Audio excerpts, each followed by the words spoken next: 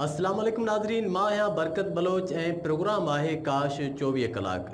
नाज़रीन, ज़िंदगी जे वहिंवार में ख़ुशियूं बि आहिनि, ग़म बि आहिनि, परेशानियूं बि आहिनि, पर ख़ासि तौर ते रियासती सरकार जी ज़िमेदारी आहे त आवाम खे जानो माल जे तहफ़ुज़ समेत सिहत जूं सहूलतूं फ़राहम करणु। ही रियासती सरकार जो को थोरो न, पर ही टैक्स आहे जेका आवाम मुख़्तलिफ़ मद में अदा करे थी। ॾींहं जे वहिंवार में अगरि सरकारी अस्पतालुनि में को इलाजु नथो थिए त बीमार माण्हू या एमरजेंसी जी सूरत में प्राइवेट ऐं ख़ानगी अस्पतालुनि जो रुख़ कनि था, पर राति जे वक़्त में ख़ानगी अस्पतालूं मुकमिल तौर ते नंढनि इलाइक़नि में या जेके नंढड़ा ॿाहिराड़ी जा इलाइक़ा आहिनि उन्हनि में उहे अस्पतालूं बि बंदि थी वञनि थियूं ऐं बाक़ी सवाइ सरकारी अस्पतालुनि जे को बि एमरजेंसी जी सूरत में ज़रियो नथो बचे जिते फ़ौरी तौर ते तिबी इमदाद हासिलु करे सघिजे। इन हवाले सां असीं रुख़ कंदासीं ज़िले सिंध जे मुख़्तलिफ़ इलाइक़नि जे ज़िलनि ॾांहुं ऐं इलाइक़नि ॾांहुं जिते असांजा रिपोर्टर्स काश जा मौजूदु आहिनि। खां पुछंदासीं त उन्हनि जे इलाइक़नि में ख़ुदा न ख़ास्ता राति जे वक़्तु का एमरजेंसी थी वञे थी त उन्हनि वटि सिहत जे हवाले सां कहिड़ियूं सहूलतूं मौजूदु आहिनि। सभ खां पहिरीं रुख़ कंदासीं असीं सुल्तानपुर जो, जिते काश जो नुमाइंदो मुहर्रम अली मलिक मौजूदु आहे। उनखां पुछंदासीं त सुल्तानपुर जे इलाइक़नि में ख़ुदा न ख़ास्ता अगरि राति जे वक़्त में का एमरजेंसी थिए थी त उन्हनि खे कहिड़ी सहूलत मौजूदु आहे त कंहिं बीमार खे या एमरजेंसी जी सूरत में फ़ौरी तिबी इमदाद हासिलु करे सघिजे।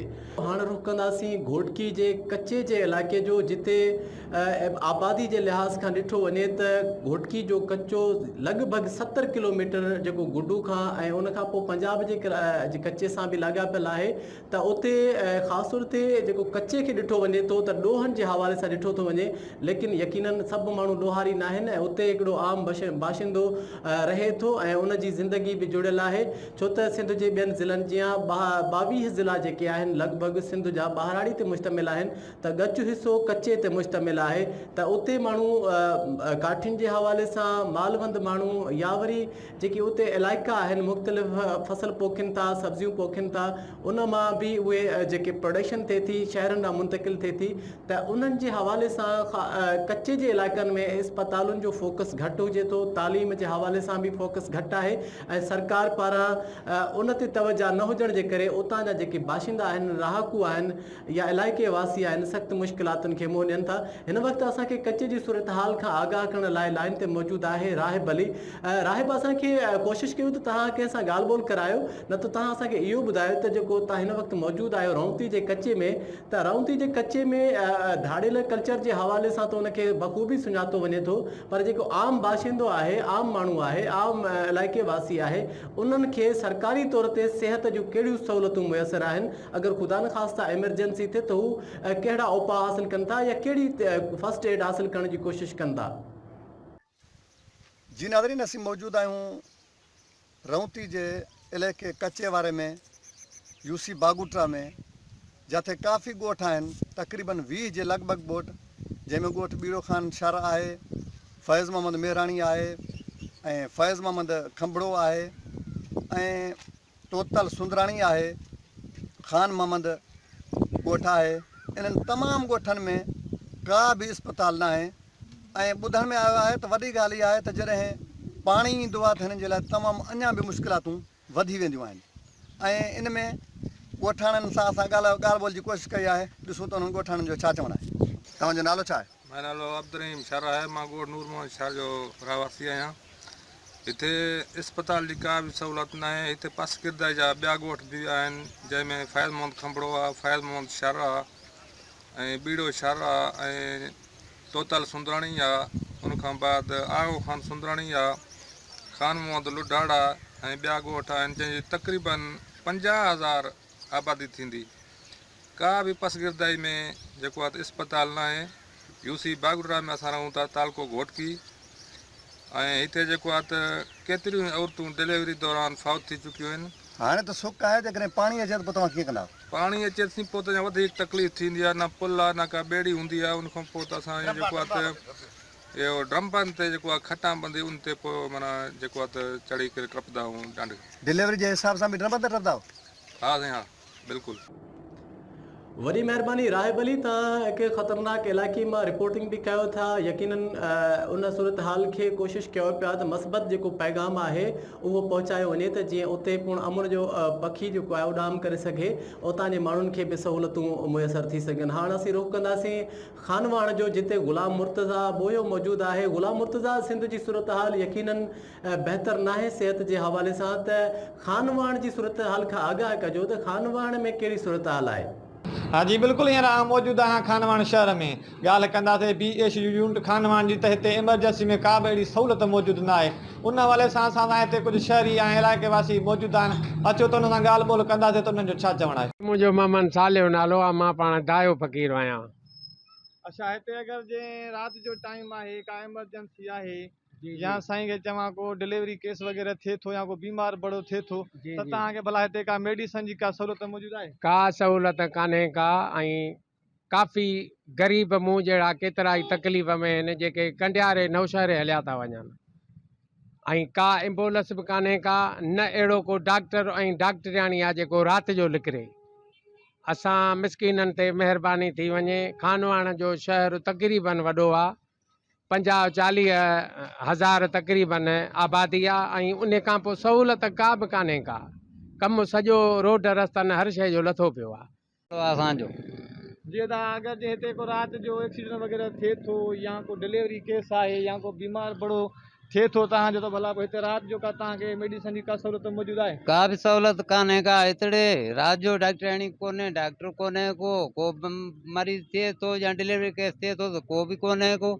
जॾहिं कंडियारे वञूं था उते हिकु रस्ता ख़राबु, कंडियारे जेसिताणी वञूं था कयूं तेसिताणी माण्हू बेहाल थी थो वञे। भला हिते का एम्बुलेंस वग़ैरह एम्बुलेंस जी का सहूलियत कान्हे का, कंहिं बि शइ जी सहूलियत कान्हे का हिते असांखे। वॾी महिरबानी ग़ुलाम मुर्तज़ा असांखे खानवाण मां आगाह करे रहियो हो त उते जेकी बीमारी या एमरजेंसी जी सूरत में सहूलियतूं आहिनि उहे तसली बख़्श न आहिनि। हिन वक़्तु असां सां लाइन ते मौजूदु आहे ख़ैरपुर नाथन शाह मां मुनवर अली खोखर।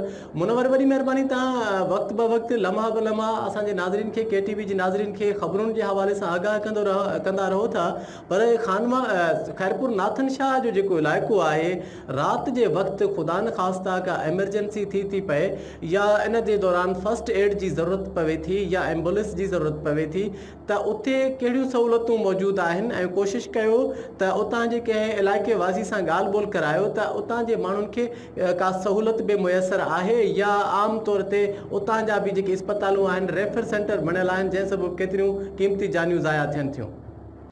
जी बिल्कुलु, हिन वक़्तु मां मौजूदु आहियां बडाणी शहर जी सरकारी इस्पताल में, जिते गुज़िरियल केतिरनि सालनि खां वठी हिन इस्पताल में एमरजेंसी जी का बि सहूलियत मुहैया न कई वई आहे। हिते ॻाल्हि कजे एम्बुलेंस जी, त एम्बुलेंस जेका आहे गुज़िरियल केतिरनि सालनि खां वठी हिन इस्पताल में जेको नज़र न पई अचे, ऐं हिकिड़ी जेकी एम्बुलेंस आहे उहा मेरान वेलफेयर पारां जेका मिलियल हुई, उहा सिर्फ़ु बडाणी शहर जा जेका बाअसर माण्हू आहिनि उन्हनि जे हवाले आहे। ऐं हितां जे अमले जी ॻाल्हि कजे त हितां जो जेको अमलो आहे उहो सिर्फ़ु 5 खां 6 घंटा ड्यूटी सां अंजाम ॾिए थो। इन हवाले सां असां सां शहरी मौजूदु आहे, उन सां ॻाल्हि ॿोल कंदासीं त बडाणी शहर जी सरकारी इस्पताल में कहिड़ी कहिड़ियूं जेका एमरजेंसी जी सहूलियतूं मुहैया कयूं वेयूं आहिनि? अदा हिते का सहूलियत न आहे, न का एम्बुलेंस जी सहूलियत एमरजेंसी जे लाइ, न का इलाज जी सहूलियत एमरजेंसी जे लाइ। असांखे एमरजेंसी जे लाइ जेको सीरियस मरीज़ हुजे त उनखे असां डिस्ट्रिक्ट ऑफिस कश्मीर खणाए वञूं था, जेको अधु में ई दम ॾेई वञे थो। हिते सहूलियत न हुजण जे करे असांखे मजबूरन ओॾे वञिणो थो पए, ऐं जेको आहे हिते डॉक्टर अमलो जेको आहे उहो बि मुख़्तलिफ़ ग़ाइबु हूंदो आहे। महिरबानी करे जेको आहे असांखे सहूलियत ॾिनी वञे ऐं असां ते रहम कयो वञे। जी, अवां इलाइक़े वासियुनि जी ॻाल्हियूं ॿुधियूं, हुननि जो चवणु आहे त जेकी बडाणी जी सरकारी इस्पताल आहे उहो उनमें का बि जेका आहे सहूलियत मुहैया न कई वई आहे। हुननि सिंध हुकूमत तोड़े DC कश्मीर ऐं ॿियनि वसवारनि खां अपील कई आहे त फ़ौरन तौरु नोटिस वठी बडाणी शहर जी सरकारी इस्पताल में जेको आहे एमरजेंसी सहूलियतूं मुहैया कयूं वञनि। जी वॾी महिरबानी सदरदीन, तव्हां असांखे बडाणी जी सूरत हाल खां आगाह कयो। उते जेकी बीमारी या एमरजेंसी जी सूरत में सहूलियतूं आहिनि उहे तसली बख़्श न आहिनि। हिन वक़्तु असां सां लाइन ते मौजूदु आहे ख़ैरपुर नाथन शाह मां मुनवर अली खोखर।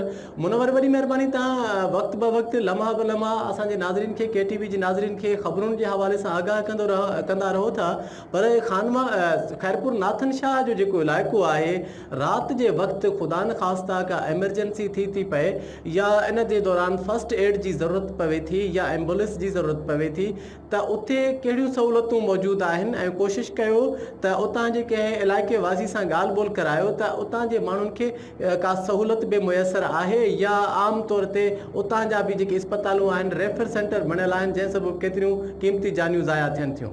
हींअर असीं यूसी छंडर जे भरिसां ॻोठ भोगबड़नि जे भरिसां ॻोठ मथेराउजन में असां हिन ॻोठाणे था वेठा आहियूं। हिन खां इहो पुछा कंदासीं त तव्हांजे ॻोठ में जे राति जे वक़्तु का रोड हादसो थिए या बीमारी थिए त उन जी तव्हांजे ॻोठ में कहिड़ी सहूलियत आहे? इलाइक़े में राति जो का इमरजेंसी अचे जीअं रोड हादसो आहे या का बीमारी भरी आहे उन जे तव्हांजे ॻोठ में कहिड़ी सहूलियत आहे? असांजे ॻोठ में का बि सहूलियत कान्हे, न इस्पताल आहे न रोड रस्ता आहिनि, कुझु बि न आहे। राति जो हिते गाॾियूं बि न ईंदियूं छो जो रोड रस्ता ख़राबु लॻा पिया आहिनि।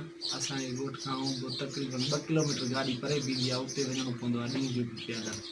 पोइ उन खां पोइ सवारी खे कहिड़ी शइ हली राति जो बिल्कुलु का बि सहूलियत कान्हे का। वरी महिरबानी मुनवर अली खोखर असांखे तव्हां आगाह कयो। यकीनन सिंध जी जेकी ॿिया इलाइक़ा आहिनि ॿाहिराड़ी जा या शहरी इलाइक़नि में त मेडिकल सेंटर कंहिं हद ताईं मौजूदु आहिनि पर ॿाहिराड़ी जा माण्हू मुख़्तलिफ़ अंदाज़ में भोगनि था। जी वॾी महिरबानी। असां मौजूदु आहियूं ठिकराठे जे सिहत मर्कज़ सेंटर में। 50,000 खां मथे आबादी रखंदड़ शहर ठिकराठो, जंहिंमें सिहत जी का बि सहूलियत न आहे। हीउ सिहत मर्कज़ आहे जेको 2 बजे बंदि थी थो वञे। हिते राति जे वक़्तु को बि सहूलियत न आहे। अलाह न करे राति जो कंहिंखे को तकलीफ़ थिए थी त उनखे सखर या पने वञिणो थो पए। सखर ऐं पने वञण सां रोड रस्ता ख़राबु हुजण करे इंतिहाई ॾुखियाईनि खे मुंहुं ॾियणो थो पए। हितां जेके सखर या पने माण्हू खणे था वञनि उनजो काफ़ी माण्हुनि जो रस्ते में ई दम परवाज़ थी थो वञे ऐं हिते एम्बुलेंस जी बि सहूलियत न आहे। नाज़रीन, ही हुयो अॼु जो प्रोग्राम काश 24 कलाक ऐं सिंध जे मुख़्तलिफ़ ज़िलनि में असीं ॾिठोसीं त का तसली बख़्श सूरत हाल न आहे ऐं ॾींहं जो माण्हू ख़ानगी इस्पतालुनि मां पंहिंजे मरीज़नि खे पंहिंजे प्यारनि खे खणी उन्हनि जो इलाजु कराइनि था, उन जी तकलीफ़ जो मदावो कनि था, लेकिन राति जे वक़्तु सवाइ सरकारी इस्पतालुनि जे उन्हनि वटि को बि ज़रियो न आहे ऐं सरकारी इस्पतालुनि जी सूरत हाल पिणु का बहितर न आहे, जंहिंजे करे आवाम सख़्तु मुश्किलात खे मुंहुं ॾेई रही आहे।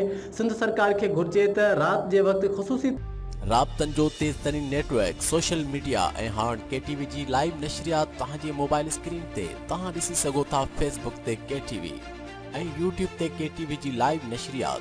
त पोइ यूट्यूब ते काश न्यूज़ सब्सक्राइब कयो ऐं फेसबुक ते काश न्यूज़ फॉलो या लाइक कयो ऐं जुड़िजी वञो KTV न्यूज़ सां।